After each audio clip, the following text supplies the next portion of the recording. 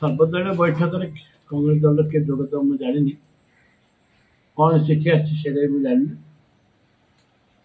ଆମର ତ ନିଶ୍ଚିତ ଭାବରେ ଯେହେତୁ ପରଦିନ ଆସେମ୍ବଲି ଅଛି, ନିଶ୍ଚିତ ଭାବରେ ଦିଲ୍ଲୀରୁ ନା କ'ଣ ଦେଇଛନ୍ତି କ'ଣ ନାହିଁ ପ୍ରଭାରୀ ମୁଁ ଜାଣିନି, ଘୋଷଣା ହବ। ପ୍ରସଙ୍ଗ ରହିବ, ଚାଷୀମାନଙ୍କ ପ୍ରସଙ୍ଗ ରହିବ।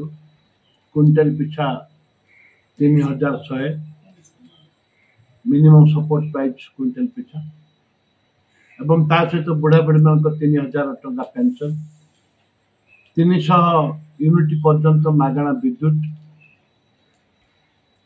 ବିଜେପି ଯାହା ଯାହା ପ୍ରତିଶ୍ରୁତି ଦେଇଥିଲେ ଆମେ ତାକୁ ସେ କଥା ଆମେ ଦାବି କରୁ କରିବା ପାଇଁ। ନମ୍ବର 1। ନମ୍ବର 2, ରାଜ୍ୟରେ ବେକାରୀ ସମସ୍ୟା ଏବଂ ସ୍ଥାନୀୟ ନିଯୁକ୍ତି, କୋରାପୁଟ ଜିଲ୍ଲାର ସ୍ଥାନୀୟ ଯୁବକ ଯୁବତୀମାନଙ୍କ ନିଯୁକ୍ତି, ତା ସହିତ ରହିଛି ଆଦିବାସୀମାନଙ୍କ ସମସ୍ୟା, ପେସା ଆଇନ ଯୋଉଟା ତାଙ୍କ ପ୍ରତିଶ୍ରୁତି ଦେଇଥିଲେ ପେସା ଆଇନ କାର୍ଯ୍ୟକାରୀ କରିବା ପାଇଁ। ବିଭିନ୍ନ ପ୍ରସଙ୍ଗ ଅଛି। ବର୍ଷା ଦିନ ଜଳ ସମସ୍ୟା ଲାଗି ରହିଛି, ମହାନଦୀ ଠୁ ଆରମ୍ଭ କରି ପୋଲାଭରମଠୁ ଆରମ୍ଭ କରି ଟ୍ରିପଲ ଇଞ୍ଜିନ କଥା ରହିଛି। ମହାନଦୀରେ ଟ୍ରିପଲ ଇଞ୍ଜିନ, ଓଡ଼ିଶା, ଦିଲ୍ଲୀ ଏବଂ ଛତିଶଗଡ଼। କୋରାପୁଟ ଜିଲ୍ଲା ଅବିଭକ୍ତ କୋରାପୁଟ ଜିଲ୍ଲାରେ କୋଟିଆ ଇସ୍ୟୁ ରହିଛି। କୋଟିଆ ଅଛି ଟ୍ରିପଲ ଇଞ୍ଜିନ। ଆନ୍ଧ୍ରା ଇଞ୍ଜିନ ହେଉଛି ବିଜେପି ଆନ୍ଧ୍ରା ଇଞ୍ଜିନ, ଓଡ଼ିଶାର ଆନ୍ଧ୍ରା ଇଞ୍ଜିନ, ଦିଲ୍ଲୀର ଆନ୍ଧ୍ରା ଇଞ୍ଜିନ। ଏ ଯୋଉ ଜଳ ବିବାଦ ରହିଛି, ପୋଲାମର ବି ଇସ୍ୟୁ ରହିଛି। ମହାନଦୀରେ ବେଆଇନ ଭାବରେ ଛତିଶଗଡ଼ ଯୋଉ ବ୍ୟାରେଜ ତିଆରି କରୁଛି, ଯାହା କରିଛି ତାକୁ ଭାଙ୍ଗିବା ପାଇଁ ଏଇଟା ଗୋଟେ ସୁଯୋଗ ଅଛି।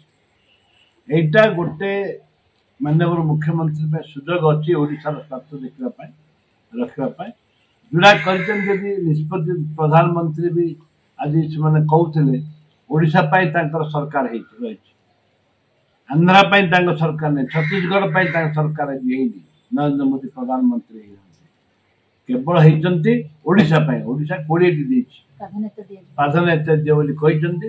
ଏବଂ ଆମର ଏ ସୁଯୋଗରେ ଆମେ ନିଶ୍ଚିତ ଭାବରେ ମହାନଦୀ ଇସ୍ୟୁରୁ ଆରମ୍ଭ କରି ପୋଲାମ୍ବରମ ପର୍ଯ୍ୟନ୍ତ, ଇଆଡ଼େ ଆପଣ କୋଟିଆ ପର୍ଯ୍ୟନ୍ତ ତାକୁ ଆମ ସପକ୍ଷରେ ଆମେ ଲଢ଼ିବାକୁ ପଡ଼ିବ।